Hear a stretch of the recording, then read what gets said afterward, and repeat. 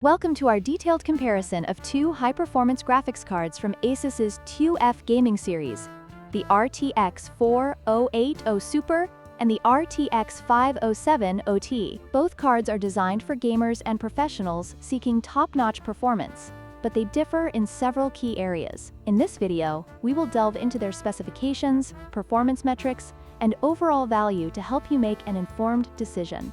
Let's get started.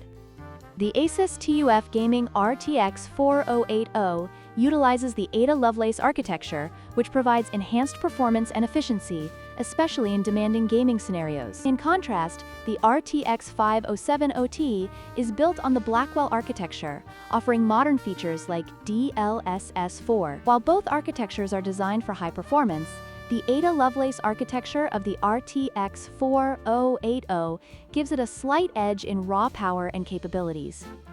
When it comes to memory, the RTX 4080 features 16 GB of GDDR6X memory, which is known for its high bandwidth and performance. On the other hand, the RTX 507 OT is equipped with 16 GB of GDDR7 memory, which offers improved efficiency and speed. This difference in memory technology can impact performance in various gaming scenarios, making it an essential factor to consider.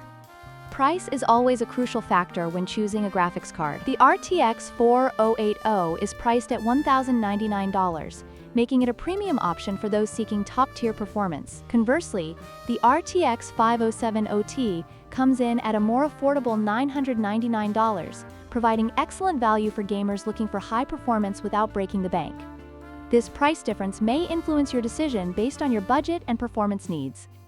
In conclusion, both the ASUS TUF Gaming RTX 4080 and RTX 507 OT offer exceptional performance for gamers and professionals alike. The RTX 4080 excels in raw power and advanced features, while the RTX 507 OT provides a more budget-friendly option with modern architecture.